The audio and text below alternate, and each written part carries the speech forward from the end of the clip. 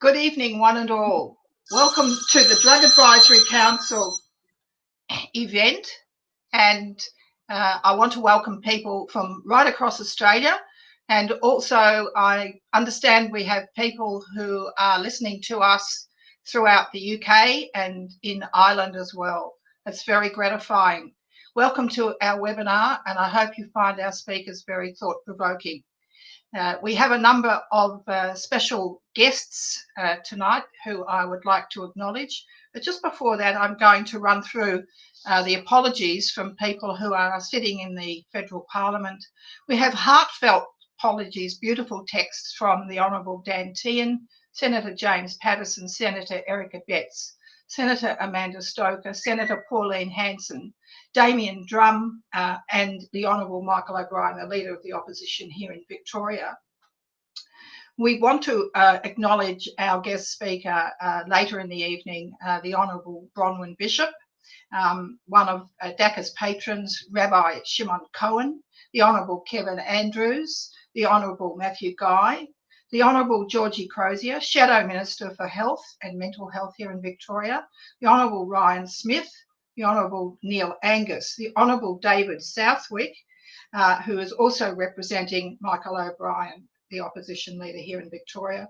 I wish to acknowledge Abraham Lin, the Director General of the Taipei Economic and Cultural Office here in Melbourne, and his Deputy Director, Wayne Wong. Now, DACA is all about working towards freeing up society from illicit drugs and to provide a means of support to eliminate illicit drugs in our society. And we work in an advocacy role, sometimes an educative role, but principally in an advocacy role to see that policy makers are able to develop and implement policies that keep our society safe from drugs that ruin families and kill people. That's what we're here for tonight.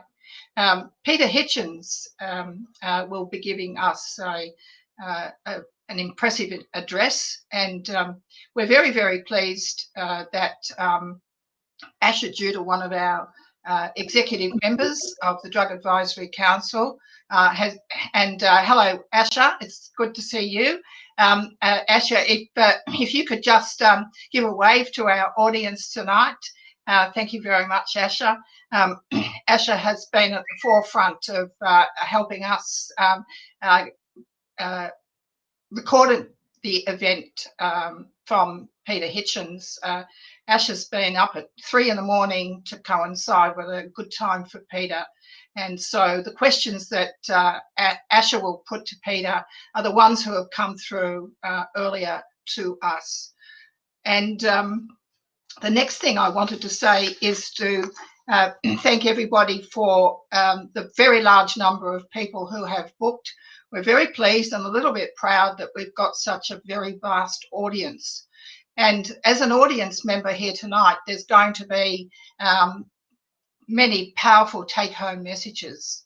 And I'm hoping that you will act as advocates in the community for these messages. Because there's so many of you, and each one of you will have families, communities and networks of your own, and we're asking you to make sure that these messages get out, because a number of countries are falling into a kind of a malaise. They seem to be mesmerized and bewildered by the push, which is quite an evil push, by what we call dark forces, to see illicit drugs that ruin families and kill people legalised. And you'll be aware that there's been a referendum in New Zealand to that extent just over the weekend. It's been buried along with a general election and a referendum on euthanasia as well. But nevertheless, that very evil referendum is there. Excuse me.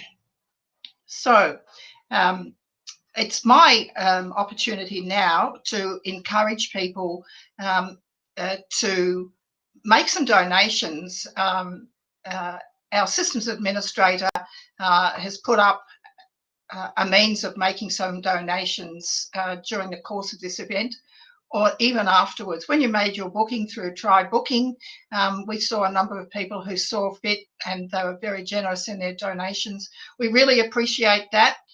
We've gone to a lot of trouble to put this event together tonight for you, and we do hope that you enjoy it very much. So thank you very much for your generosity in anticipation. Now, Peter Hitchens is somebody who I've been a follower of for some time, and Peter, I had the opportunity to meet with him when I was in London last year, and we spent a number of hours together, and I felt that I got to know him quite well. And one of the things we discussed was the notion of him coming on a speaking tour of Australia, and we're still open to that and talking about it in a wistful sort of way, because there's no international travel and we're all governed by the COVID restrictions, but that's something we can look forward to perhaps in 12 months or 24 months. So as you are no doubt aware through reading our promotional material about Peter, he's a world-renowned journalist and commentator, and he currently works as a journalist for the Mail on Sunday and writes the most thought-provoking articles that you can possibly imagine. I basically see him as a genius, and his late brother Christopher, who was also renowned as an author and a commentator. They've certainly got the right sort of genes in the Hitchens family, and he's a very exciting person to have a meeting with and get to know. Now, so in 2012, Peter wrote the book, The War We Never Fought, The British Establishment's Surrender to Drugs. And this is what that book looks like. And it's a very potent offering. I'm hoping you pay close attention to what Peter has to say and his fulsome responses to the questions. So I will be back with you when you've heard from Peter Hitchens. So please take it all in, and hopefully there's some powerful messages that you can draw upon when you leave us later. Thank you. Every time the issue of what we should do next about drugs comes up, somebody will say, the war on drugs has failed. It's time we tried a new approach. This is the most fundamental lie of the whole drug legalization campaign. Some years ago, I became more and more suspicious about it. I decided to look into it. I wrote a book about it, published actually now in nearly 6 years ago, called The War We Never Fought, The British Establishment's Surrender to Drugs. Of course, it's mainly about Britain, but almost all the things which happened in a slightly different shape in most of the advanced Anglosphere countries during the past 50 years. And the fascinating thing about it is that so few people understand what's been going on. Back in the late 1960s, in my country, there was a very powerful, sophisticated, subtle, and influential campaign for the legalization of marijuana. It was called Soma, named after the mythical drug which is used to pacify the population in Aldous Huxley's Brave New World. And it began its work with an extraordinary advertisement in the Times of London in 1967, signed by such luminaries as Graham Greene, the novelist, and Ronnie Lang, the psychiatrist, and many other major celebrities, all saying that the laws against marijuana were foolish, that it was a harmless drug, that there was absolutely nothing to be feared from it. And there was a fuss about this, and you would have thought at the time, if you weren't paying much attention, that that was the end of it. But what actually happened was that the British government of the time listened to what they said, largely agreed with it, and did two things, which have ever since made absolutely disastrous effects on our society and where they've been applied elsewhere on other societies too. These things were, they separated marijuana from other drugs, as if it was somehow safe or soft. So this is almost the origin of the ridiculous claim that marijuana is a soft drug, when in fact it is one of the most dangerous drugs you could possibly use. The other thing they did was they separated the offense of possession from the offense of trafficking. And increasingly, they have ever since been quietly reducing the official penalties for the offence of possession. And what happened was, extraordinarily, the Labour government in Britain, which was in power in 1970, tried to put these reforms through and failed because it suddenly decided to hold a general election. About 9 months later, the Conservative government, which had taken over shortly afterwards, the equivalent of your Liberals, then put through exactly the same piece of legislation, showing what seems to me to be an extraordinary establishment commitment to this particular change. What's happened since has been that all major countries are bound, of course, by the United Nations Single Drugs Convention and cannot actually make marijuana formally legal at the moment. Though, of course, a lot of the very, very wealthy lobbies which are pushing for drug legalization are working on this as we speak as well. So what countries, particularly major countries, signatories to the United Nations Convention, and in the case of Britain, members of the Security Council, who can't actually make marijuana illegal, have been doing is they've been eviscerating the law by not enforcing it. And a long history, stretching back really to the early 1970s, but continuing up to the present day, first of all, not imposing particularly prison penalties on people for possession of marijuana, not imposing, in fact, any of the real penalties on possession, and then, having reached that stage, not bothering to pursue the offence. So the police simply don't, if they find someone in possession of marijuana, do anything about it. Now, in Britain at the moment, technically, it's a Class B drug, which means that if caught in possession, you can be sentenced to anything up to 5 years in prison and an unlimited fine. This never happens. Generally, the reaction of the police has been either to do nothing, to issue an empty, unrecorded warning, or very occasionally to issue small fines. But in general, the actual prosecution of the offence has vanished.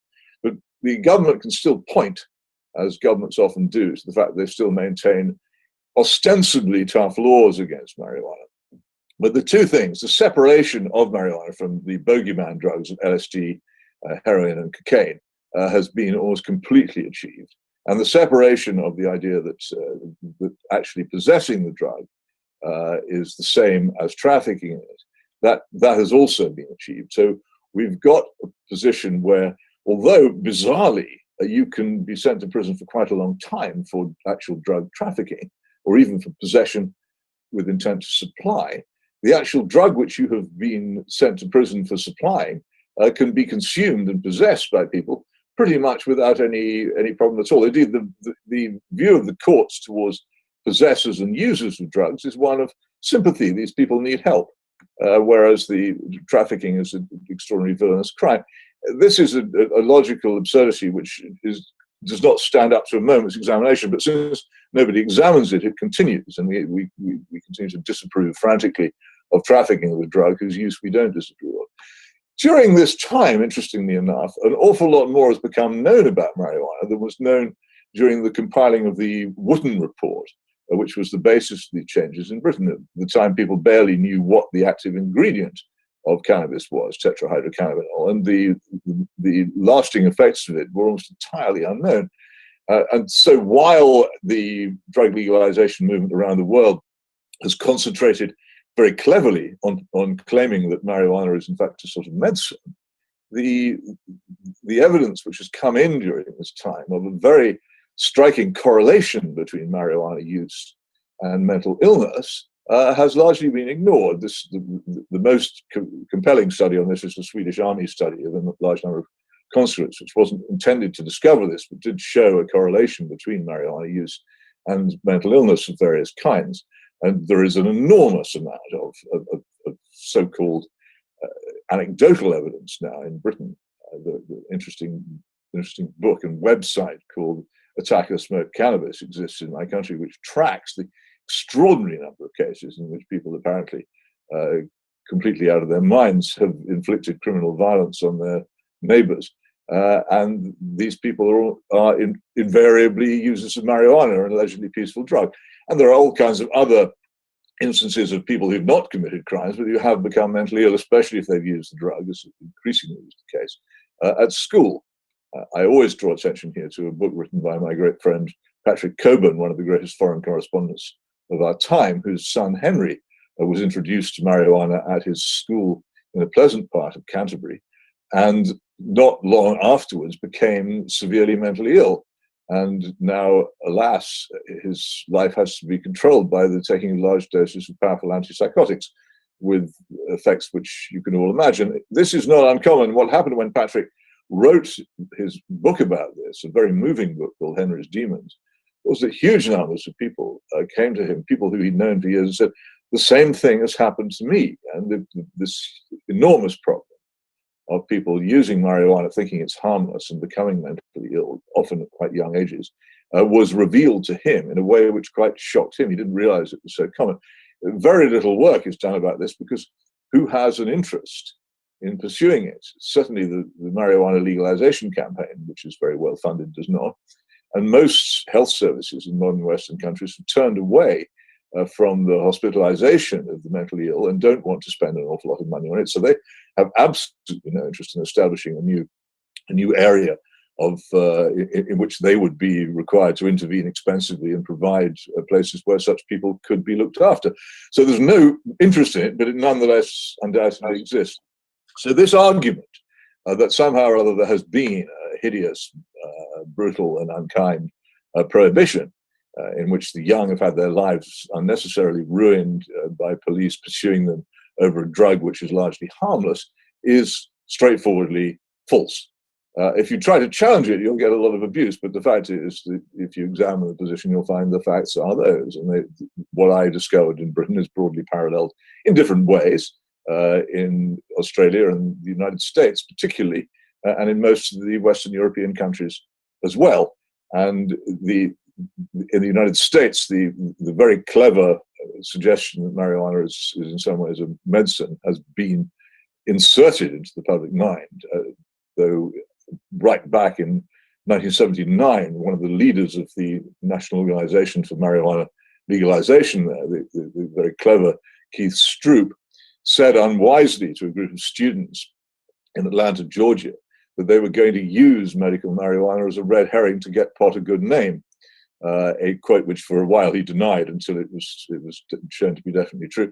But that has been one of the most successful things that they've done. So we face this extraordinary thing of a drug which many people think is popular. Some people think is a sort of human right or one of the fundamentals of freedom, like the freedoms of speech, assembly and thought, and needs to be defended. And also the argument that A, that there's been a terrible prohibition, and B, that prohibition has failed. The interesting thing is that if you look at pre-1967 Britain, where the law against possession of marijuana was still quite strongly enforced, the use of the drug was much lower then than it is now. But that's a historic thing, which is true, but most people think of 1967 now as somewhere around about the First World War, so it has no impact on them. Much more striking for anybody who's interested in this is that two major, highly advanced free countries have continued to insist that the possession of marijuana is a serious offense, both in terms of the criminal law and in terms of something which people disapprove of. And these two countries are Japan and South Korea. And in those countries, the use of marijuana is significantly low. So the argument that so-called prohibition is ineffectual is disproved by these examples, which the advocates of drug legalization always dismiss as, oh, well, these countries are culturally different, which seems to me to be a more or less racist attempt to dismiss the fact that they've managed to introduce a working drug limitation strategy on the grounds that these are countries in Asia, so they don't count.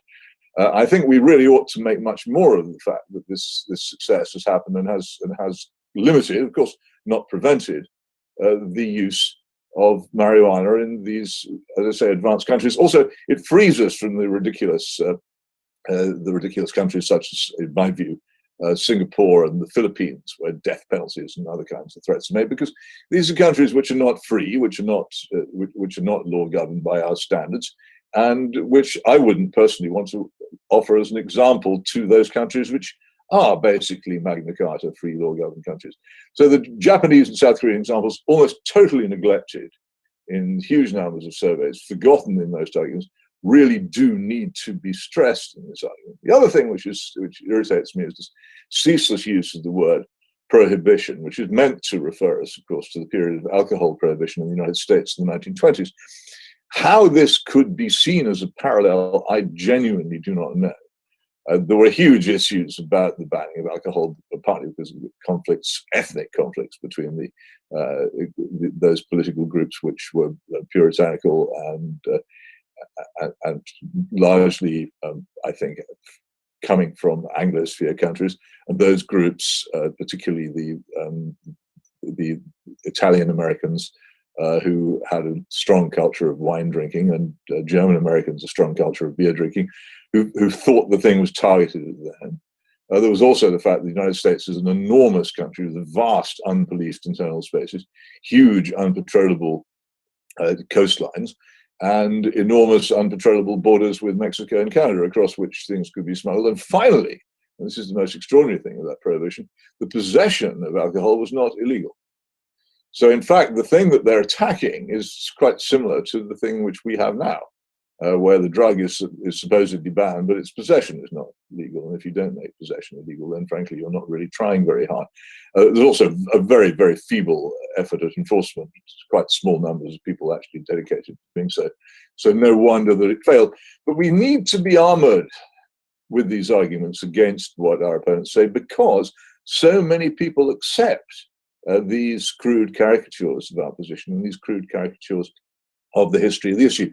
That's really what I most principally wanted to point out, that we weaken our argument often by standing alongside governments which claim to be tough on drugs, but in reality are not, and maintain laws on the statute books which appear to be effectual, but which they do not enforce. The governments, by and large, in the Anglosphere countries are not the allies of those of us who want to prevent the spread of drug taking, particularly, as I say, the most dangerous of all these drugs, the one which can do permanent damage of a particularly horrifying kind to its users, marijuana.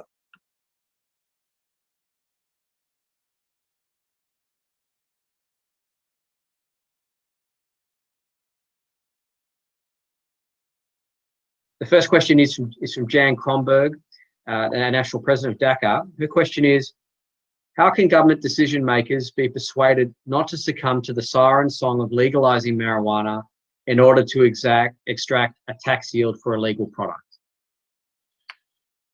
Well, could I first of all say hello to Jan, who I met not long ago in London, who I recognize as a doughty fighter in this cause. This is the most difficult thing. How can we do it? My own guess is that the best way, if I were a billionaire and I wanted to get any policy adopted, would be to set up a think tank, which got a reputation for publication, for publishing papers which would be classified as reports or research, and which actually set out the sort of thing which people don't know about the correlation between marijuana and mental illness, particularly among the young, which actually set out the increasingly clear links between the use of marijuana and violent crime. The thing which gets the public attention is not opinion, it's fact. So what you need really is some source to which people can turn and which is constantly producing material which underpins the point that we make. And this is not a problem in itself, because all the evidence, in my view, completely supports our position of non-legalization and, in fact, probably tightened restrictions and more serious policing. But you need to attack this really through the spreading of facts. And these facts need to be carefully researched and well and spectacularly presented in such a way that it is impossible, even for news media, which in my view are extraordinarily penetrated by people who are in favor of legalization and decriminalization of drugs. We're always up against things like these ridiculous reports from the Cato Institute on Portugal's alleged decriminalization and its alleged success. We need, for instance, for there to be in circulation a counter report showing what's really happened in Portugal. That is the kind of thing which I think will have, in the long term, impact. Research, clearly, firmly, and frequently presented in such a form that it is impossible for our enemies in the media to ignore it and to fail to cover it. Our next question is from Gabrielle Walsh from Queensland. Her question is, How do we bring young people to the understanding that the glamour and attraction of illicit drug taking is a hoax and a dangerous path for them to walk? If I could answer that, then I would probably deserve a Nobel Prize. I can't. I think obviously in the case of adults, parents, teachers, anybody in positions of responsibility, the most crucial thing is example. And we must try to give that example ourselves. But also there has to be, I think, a huge amount of vigilance about the material that's taught to children in schools, about the attitude.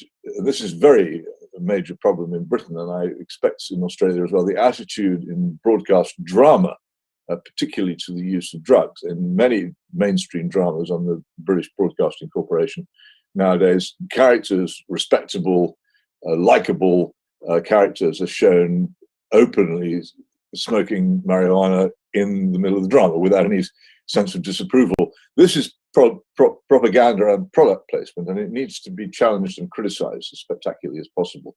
There is a huge attempt going on, I think, how much of it is organized and how much of it follows from the fact that the shared joint is the sort of holy communion of the new religion of selfism. But whatever it is, there is a huge amount of this stuff in educational material, in drama, and in all kinds of other influential things. And as the author Philip Pullman has rightly said, Once Upon a Time is much more effective at capturing people's minds than Thou Shalt Not. And this kind of vision, people will laugh at you for it and call you all kinds of rude names and even accuse you falsely of censorship. The point is, you need to point out where propaganda is being done, because often the cleverest propaganda doesn't look like propaganda. I think that is a major task, which all of us can set ourselves to. When this stuff comes, complain about it, point it out, and also make sure that the young are aware that people are trying to manipulate them. The next question is from Warren from New South Wales. His question is about the rise of ice and its health impacts on young people, as well as how do we counter that when that seems to be the next drug that marijuana users move on to? I don't know. I have to say that I view with a certain amount of skepticism the various sort of waves of different drugs which come along. Undoubtedly, these things are damaging, but one thing has remained constant during about 60 years of growth of drug abuse, illegal drug abuse in the Western world, and that is marijuana.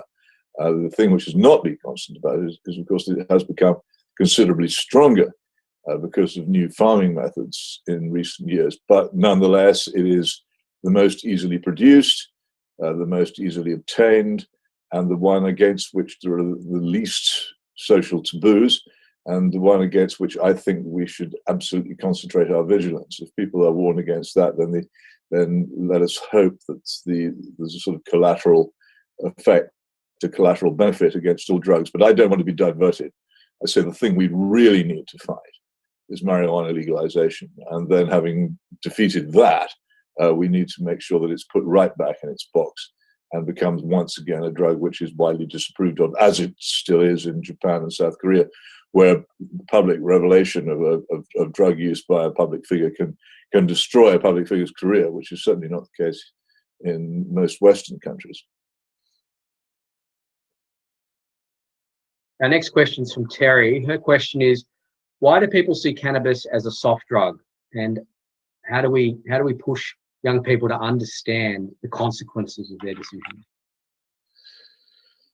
Well, because they are repeatedly told by persons in authority that it's a soft drug. You'll find even people who are opponents of legalization and who are active in anti-drug campaigns will often refer to marijuana as a soft drug in comparison to heroin and cocaine. There are levels of ignorance about this on both sides. Obviously, we can't stop our enemies telling lies about marijuana, but we should certainly stop falling into telling lies about it ourselves. We're very careful about the way in which we discuss it. This is a drug which whose use can, we can only say this because correlation is all we have at the moment, whose use can be followed by serious, lifelong, incurable mental illness, which will ruin the life of the person involved and ruin the lives of his family as well. And it is as serious as that. And there are plenty of examples of this. And alas, we're going to have to dwell on those examples. And I think the widespread, any school, for instance, which wants to have a serious anti-drug program should circulate Patrick and Henry Coburn's book, Henry's Demons, as a description of what can happen to somebody who previously had a happy life and a secure future, who takes up smoking this allegedly soft drug. But as I say, half the problem comes from so many of the people on the right side accepting this falsehood that it is a soft drug, and we must all be very careful how we address it. We can't stop the other side lying about it, but we mustn't fall into the same untruth ourselves. The next question is from Western Australia, from Fremantle. Tracy, your mother's asked, what would you recommend I tell my teenage children about marijuana use? Well, the principal thing you tell them about it is that it's not a victimless crime. And again, I would stress this point about, first of all, its correlation with mental illness. This isn't just something mild. This is people becoming seriously irrational and so damaged that they may well have to spend the rest of their lives taking powerful antipsychotics, which don't just alter the mind, but also alter the physical shape of the body. And they cease to be the people that they were. And this is a miserable experience, both for the people involved and for anybody who loves them. And what they are doing is inflicting grave danger on their own parents by even taking the risk. They might say, well, it won't happen to me, but you don't know. People say, well, some people are susceptible and some are not. Well, that's undoubtedly true, but there is no test to find out which is which. The only test to find out which is which is to smoke or otherwise take marijuana and then discover whether you become permanently mentally ill or not. That is more or less on the scale of Russian roulette as a form of experiment. It's not one that people should take simply out of consideration for their own families. People should stay away from this drug. I think that's the most powerful argument I know. And I think if there is a strong family there and this point is made, then it will go home. But as I say, there are examples of this. One of the problems that we face is that sometimes the dangers of drugs have been either misrepresented or exaggerated. No one's saying marijuana will kill you. That's not the problem, though, alas, of course, its use by people who then drive cars can often result in deaths, and that is another serious problem which is worth mentioning. But there are other things apart from being dead which are pretty bad, and being permanently mentally ill and taking antipsychotics is one of them, and people should steer clear of it if they possibly can. It's a stupid thing to do. It's not something that anybody who's either considerate or intelligent should even consider doing. The risks are just too great to make it just a bit of fun. And we should also never, ever let anybody talk about young people experimenting with drugs. This hideous euphemism has done a huge amount of damage. They aren't experimenting. They're not taking notes.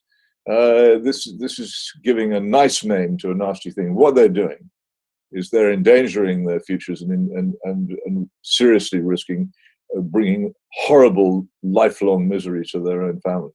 It's not an experiment. Stop saying it is.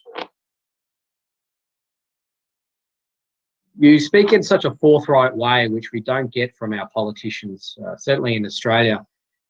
Why don't they speak in the same terms? Are they like that in the UK, or is this just your particular strength that's missing? Well, in the United Kingdom, the Parliament has been largely penetrated by the pro-drug cause, and all the arguments which I hope I've demolished in what I said earlier are accepted. And if you argue with these people, as I do sometimes in broadcast media, they're completely impervious to any kind of logical reason. They just keep on saying the same thing as if they were programmed robots. My own view is that there is somewhere in Britain a place where you can take an examination in stupidity, and if you pass it with high enough marks, you can become a member of Parliament.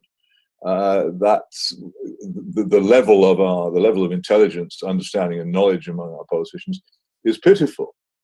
And there is something about the current party system which seems to be designed to select people who can't or won't think.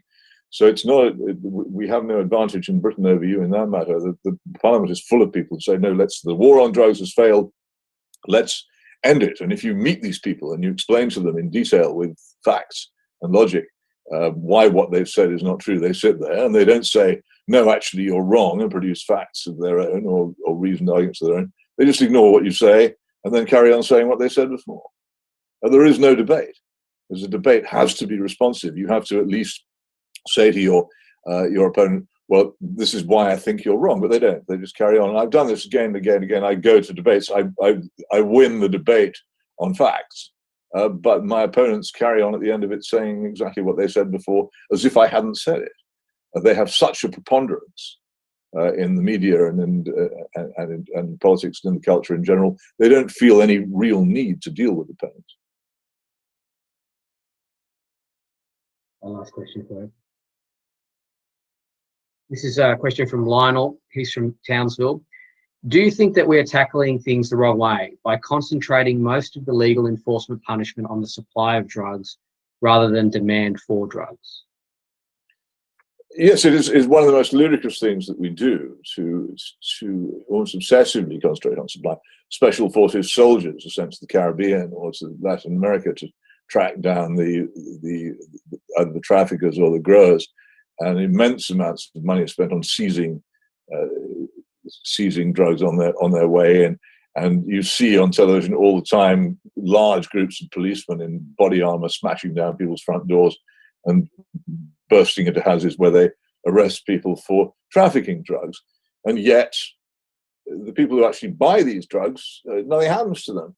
Well, just think about it for a moment. If there's a demand for something and you close down the shop selling it, that another shop will spring up probably within days to sell it. The only way you can actually tackle this is by interdicting demand. People are always saying, well, when are we going to catch Mr. Big? There's no point in catching Mr. Big. Mr. Big is rich because of millions and millions of Mr. Smalls spending their dollars and euros and pounds buying illegal drugs, unpunished for it, undisapproved of for it. But they are the ones who sustain the whole filthy, bloodstained trade, who actually pay for the guns and knives of the drug torture gangs in Mexico. That's where it all comes from. It's you, the drug user, who are actually sustaining this, and you who ought to be punished for it. And it is totally illogical, and it's a kind of displacement activity. Governments do it so that they can look tough about something that they aren't really tough on. And what distresses me more than anything else is that people are fooled by this obvious scam. It's been terrific. It's been a tour de force. Thank you, Peter.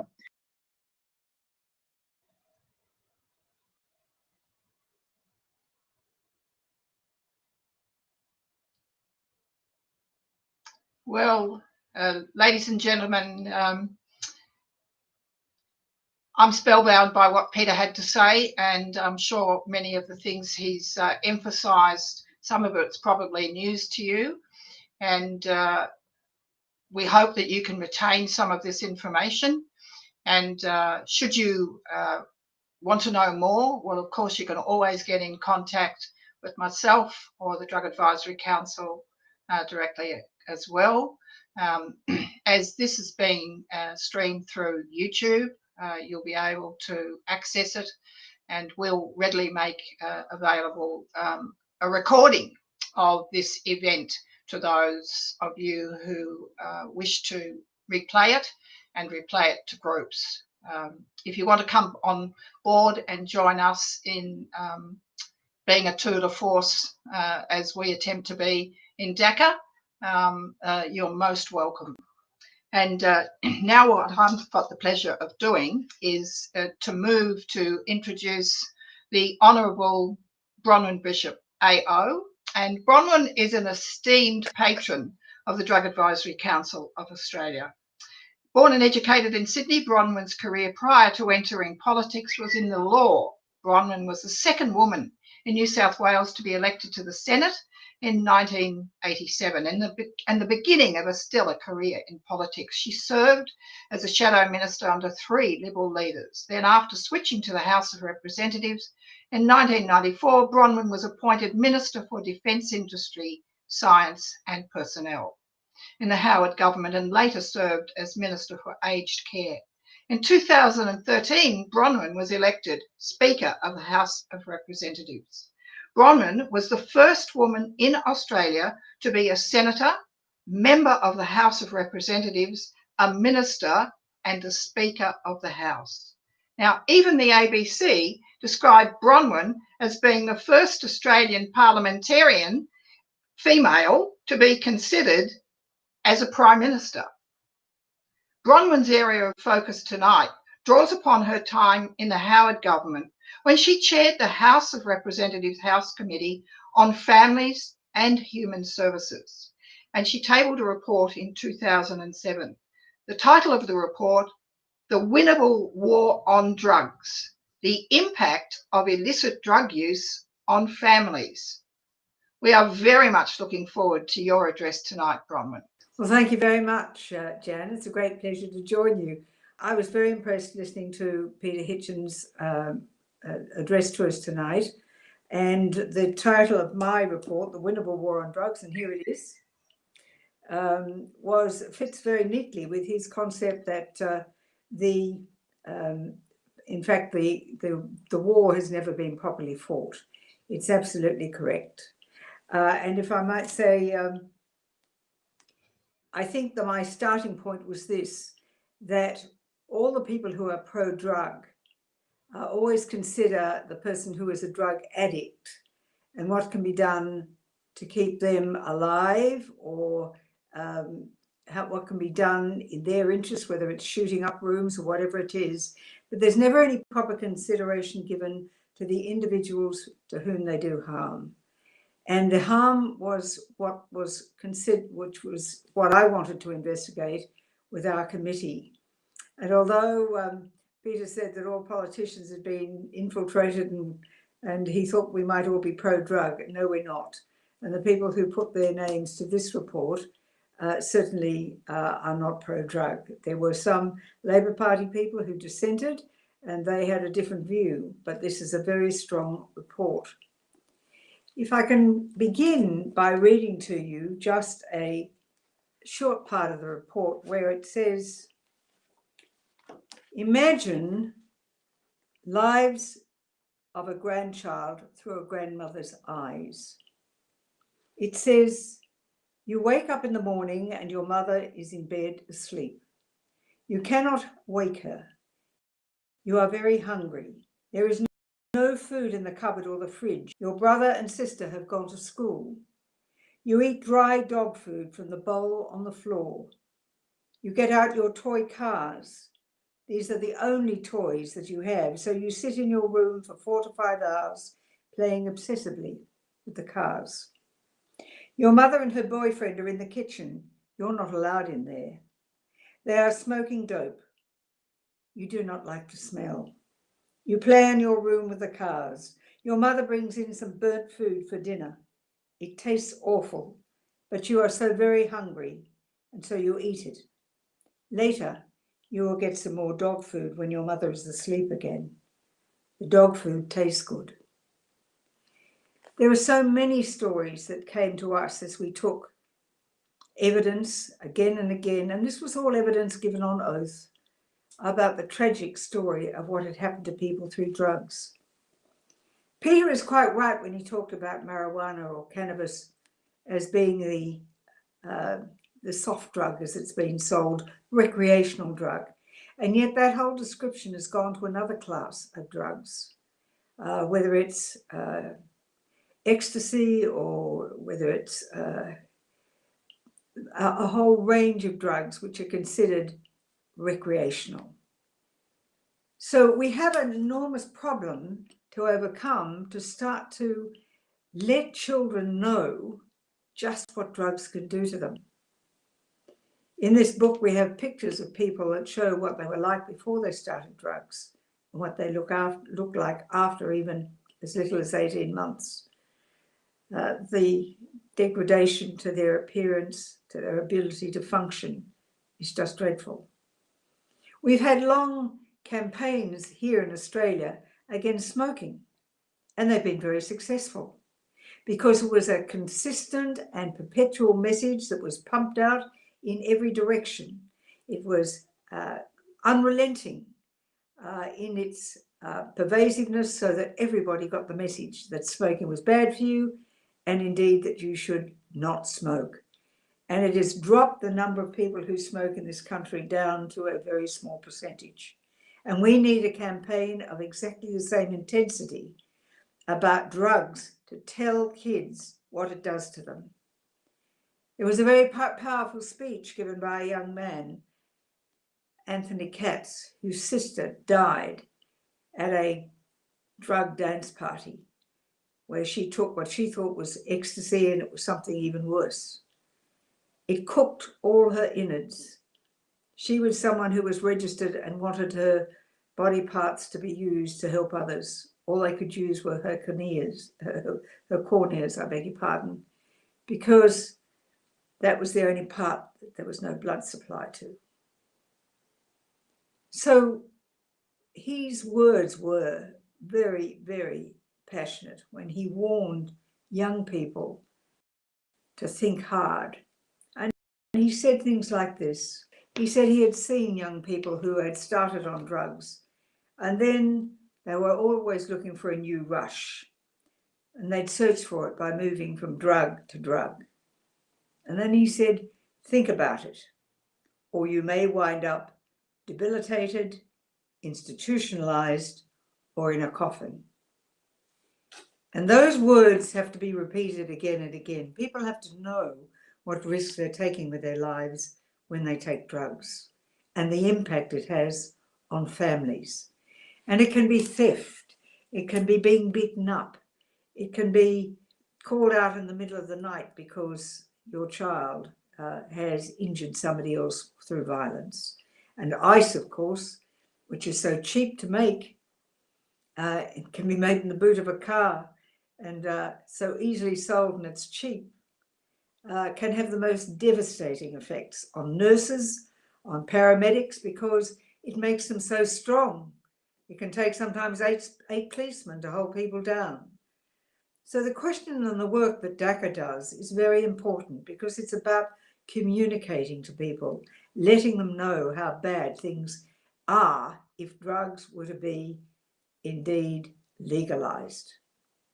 Now, in the course of this inquiry, we also took evidence from the people who were pro-drug. And sometimes evidence would come up that they weren't surprising that had been supplied to us. And again, I'd like to read just a little from the report. When we took evidence, and it concerned the Australian Drug Foundation, which had previously been known as the Alcohol and Drug Foundation Victoria. And he was explaining in evidence that came to us, this is a Mr. Stronach, he had been addressing a group of people which had been taped and made available to the committee, and this was what he had said. We've employed journalists not to churn out press releases, but to get in there as subversives and work with their colleagues in mainstream press. So we've got 24-hour availability of those journalists. And what we're finding now is that in the last 8 months, over 50% of the mainstream printed and radio and television reporting on alcohol and drug issues has now been generated by the foundation or has been filtered through it. In other words, they're not prepared to just argue a cause. They've got a strategy and tactics to undermine clear reporting and, dare I say, fake news. So the report is important, and the work of those people who are prepared to give so much time and effort, like DACA, into getting the message out that drugs are a danger to our society, to our children, to the very fabric of what is a democracy. Peter mentioned that in the 60s, the campaign had been called SOMA because that was what was used to subdue the population in the brave new world. It is quite clear that if you have a populace which is not functioning and thinking and valuing the individual and looking for high principles and looking for the good things of life, care and understanding the difference between shame and pride and what it can be done to assist people rather than to be destroying lives. It's important. And so what anyone who is watching today who feels they can help is very important. But it's also well to pick up that point that Peter made about facts. And in 1995, The Lancet published in its publication that smoking cannabis, even long-term, was not harmful to health. In 2007, when we did this inquiry, it had to recant.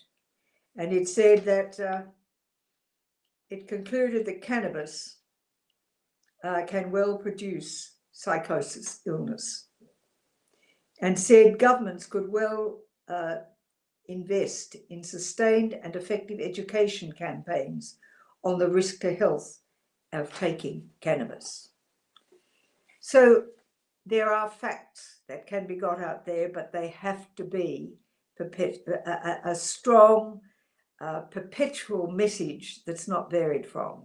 Yes, people can argue against it, as you can in a free society, but unless there's a determination on the part of government, then the things that flow from this illegal trafficking and taking of drugs does nothing but harm individuals. If you look at the statistics on testing for drugs and testing for alcohol for drivers, more people end up in hospital as caused by drivers who are on drugs than on alcohol. So clearly the message about don't drink and drive has got through, but the message on don't take drugs and drive has not. But the message really has to be stronger. Don't take drugs. We do have here in Australia a very effective border force because we are an island, and taking drugs off the street and not allowing them to be available does help. And indeed, we had recently a very large drug haul that came from China of methamphetamines that were to be put into the Australian market, which is a very desirable market because they get such a high price for cocaine and methamphetamines.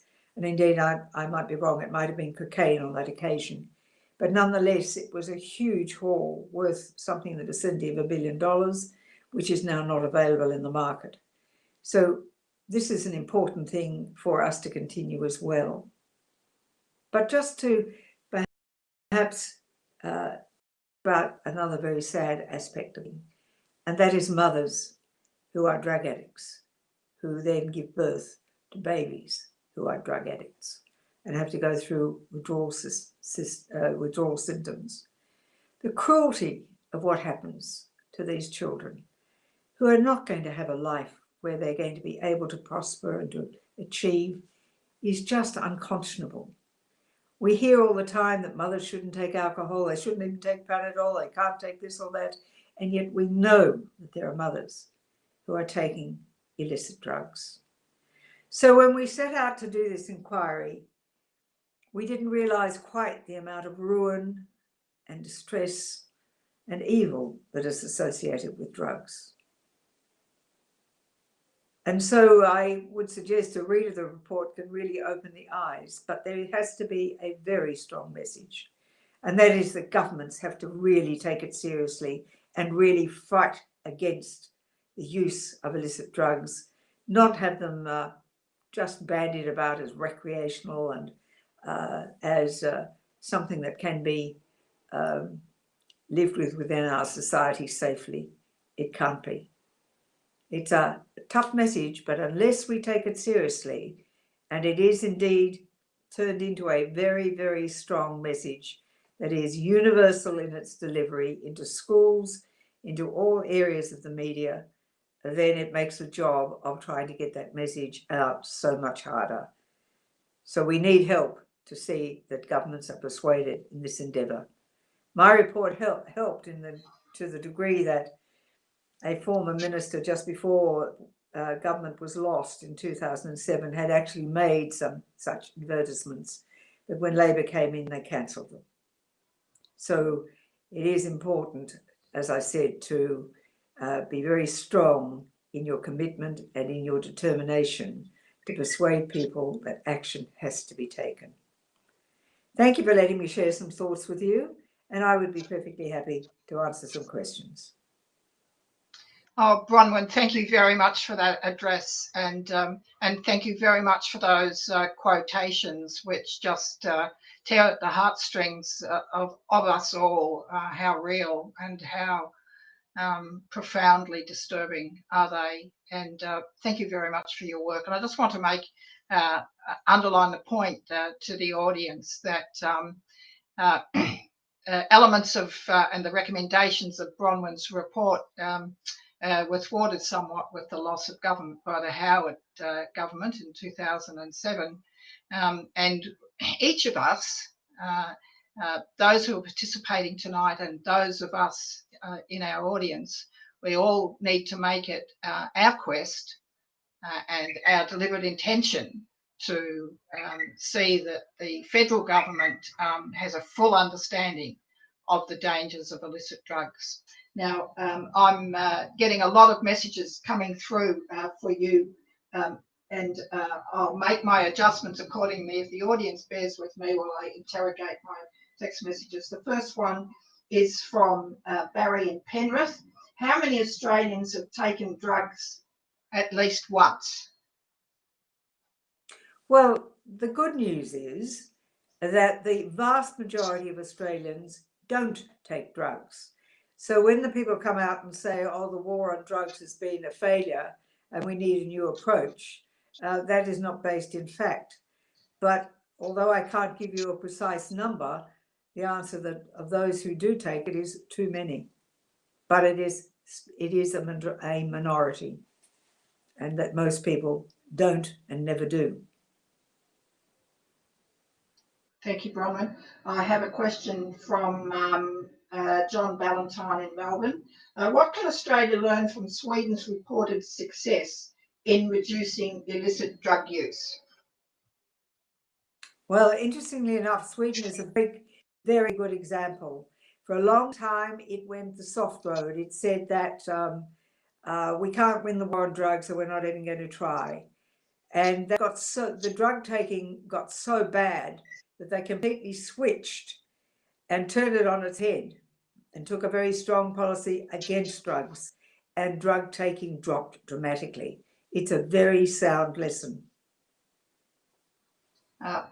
Thank you, Bronwyn. Somebody here has said Bronwyn kept mentioning a report. What was the name of it? The name of the report is The Winnable War on Drugs, the Impact of Illicit Drug Use on Families, and you can download it from the net. You just have to type in that title and Australia after it, and you can download it.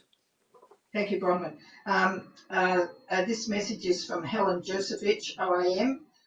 Good evening, Bronwyn. Olivia Newton-John had a full-page spread in the Herald Sun this week on how marijuana helped cure her. How do you counteract getting the message past the perceived celebrity's message of it being healthy? Well, there are plenty of celebrity messages out there of people who think that cannabis can assist, but it's interesting that here in Australia it still is not medically condoned for use. Olivia Newton-John is a person I both know and like very much, and she's had an enormous battle in her life. I can only say about her that her work with regard to breast cancer and breast cancer research is the way I like to think of her the most.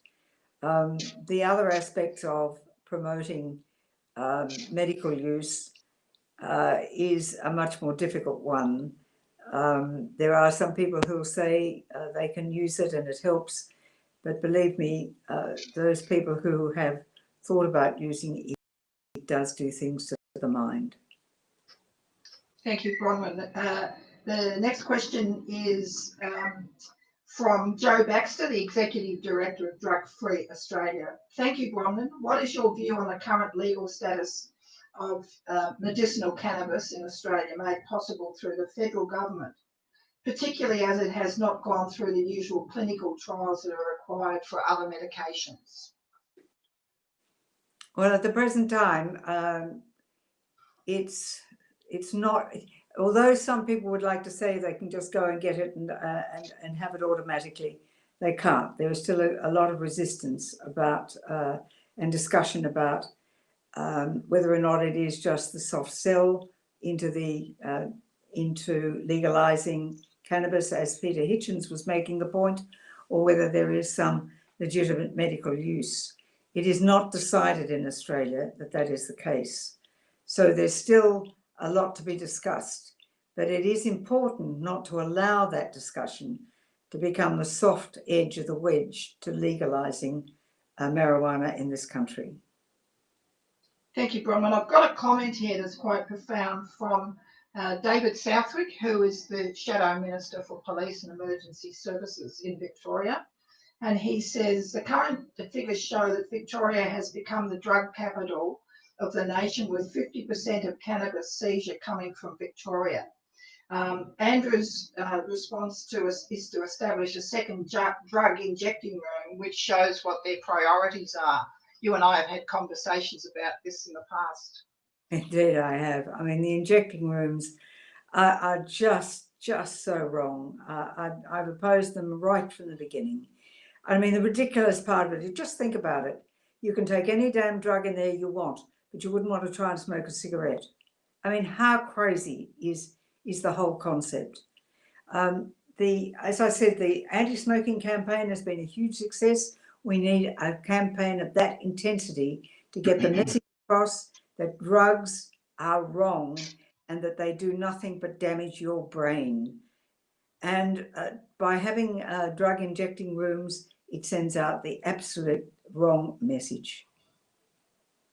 Thank you, Bronwyn. This is a little bit of a left field question, but it says, what should we do about the boards of directors of large corporations that have failed to stop or turned a blind eye to money laundering? I'm assuming that's in relationship to money laundering through drug dealing. Well, I think we had a royal commission into banks that showed that there had been, because of not observing the laws on how amounts of money are to be dealt with and reported, that there had indeed been laundering of money through those institutions. And of course, there has been a much greater regulation put in place to stop it. The laundering of money can affect not only drugs, but also, unfortunately, the abuse of children through pornography and through sexual abuse of children. Thank you very much. This question is from Julian. Which drug should Australian parents be most concerned about? Where do the drugs in Australia come from? Well, there's a lot of marijuana grown in Australia, and there's a lot of evidence that the bikie gangs control that trade. There is a lot of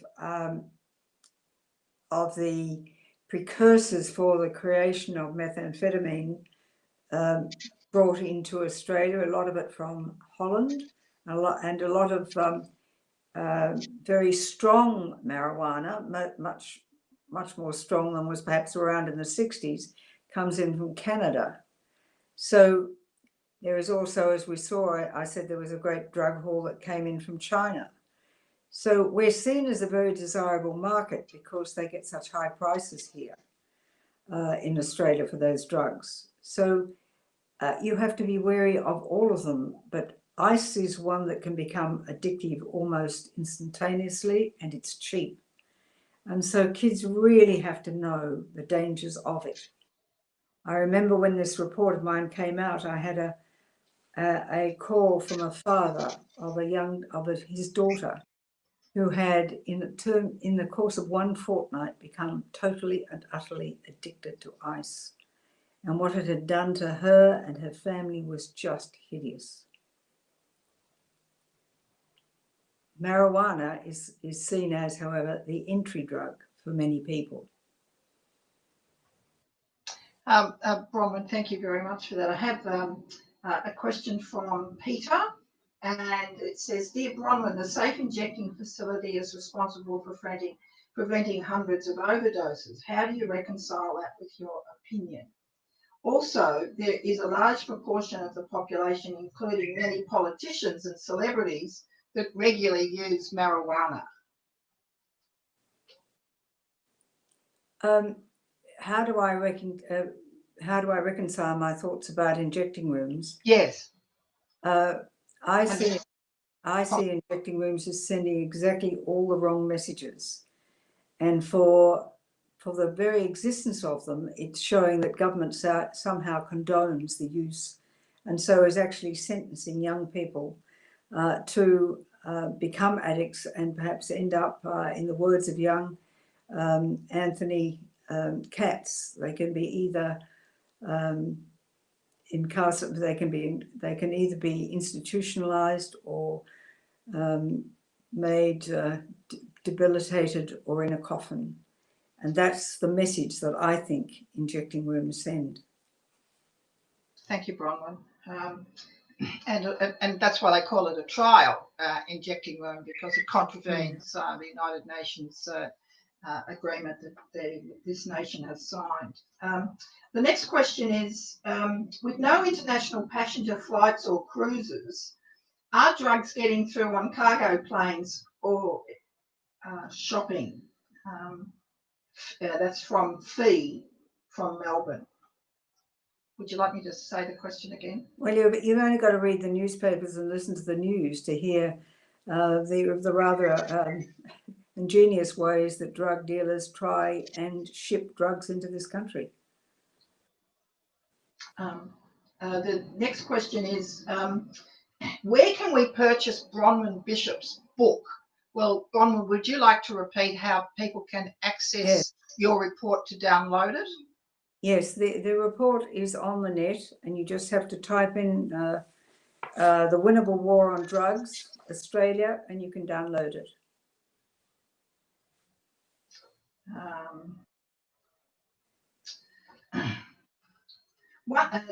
It's the question from Andrew. One problem with the arguments against marijuana use regarding health is that there are much more pernicious forms of alcoholism. With the government endorsing alcohol use, are we to keep two sets of books regarding this specific line of argument? Well, the facts just don't bear it out. The facts are that drugs are more dangerous and cause more harm in our society than does alcohol. That's a very big call, and I congratulate you for making it, Bronwyn. That's another one of those kind of truisms that percolates through. We know alcoholism is a terrible problem, and it institutes violence and incredible suffering, but we can't say that drugs are less. Well, the combination of alcohol and drugs is pretty horrendous. Bronwyn, I'm looking at the time. This is the final question. Why are former drug users, of which I years ago, not used more often in drug education? That's from Kieran.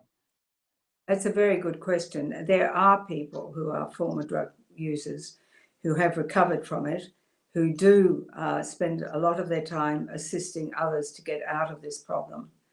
And I can only commend them, and I would love them to be part of that big campaign that I talked about, that I think government should run to let people know just how bad drugs are for them. So at least they have knowledge and they have been warned, because at the moment they aren't. Bronwyn, thank you very much for those questions. We'll call the questions to an end now. And I'm going to introduce Tracy Botwright. Tracy is a very valued member of the team, the DACA executive. And Tracy is a mother of three, and her family had quite an agonising odyssey when her son took to smoking marijuana, and she provides compelling accounts of what it was like for her and her other two children and her very charming husband to actually live with a young person who was slavishly addicted to marijuana, and what it took for him to get away from it. So, Tracy, we welcome your comments as you move the vote of thanks to our speakers tonight. Thank you. Well, it is my honour and privilege on behalf of DACA and everyone in the audience to offer a heartfelt thanks to our two esteemed and accomplished speakers, Peter Hitchens and the Honourable Bronwyn Bishop, for their enormous effort in addressing our webinar tonight. As Jan has mentioned, marijuana has had a devastating impact on my family. And for me personally, there are no words meaningful enough to express my gratitude to both of them and all of the others out there who daily take up their swords against this struggle. We all would just like to say that what you do matters, despite the fact that you are up against a tidal wave of popular culture and politics that wants this drug legalized and sold to every single one of our children. You both make a difference, and ultimately your words and your work save lives, and we are all so very grateful. Thank you for your courage in being in the front line for all of us, and the deep impressions that you are forging for the generations to come, and for bringing out the true message of marijuana, a deceitful, dangerous, and insidious drug. Thank you very much. Thanks. Thank you very much for those comments. And we've heard accounts from over time from the various episodes that Tracy had to deal with. And our board has also heard firsthand accounts from her son himself. He addressed us last year. What I want to do is to thank everybody for your attention tonight and for joining us in this Australia-wide and international webinar. We will do more in the future and we will advise all of you. So thank you for making the booking as you have. I want to encourage you to look to find a way to put some wind under our wings and lighten our load by making a donation. That's very, very helpful. Keeps the wheels turning. Some of you have already made donations when you made the booking. Our systems administrator shows you a means as to how to donate, and that will get you back to try booking, and you can make a contribution to keep the wheels turning in the effort that DACA is very committed to, so that we can have the flow of the best information. And if I dare to dream, ladies and gentlemen, if I dare to dream that one day DACA could establish that think tank that Peter Hitchens mentioned, and I think that's a very tantalising idea, and it might be on my horizon for some time to come. We welcome your comments over time, and we just really appreciate that you have sat through this event. We've extended it a little bit extra so that everybody had the opportunity to put questions. So we've run a 75-minute webinar deliberately. And so I'm thanking you very much for your attendance, encouraging you to donate. I thank Bronwyn Bishop, who's a dear friend of mine, as me being her former parliamentary colleague.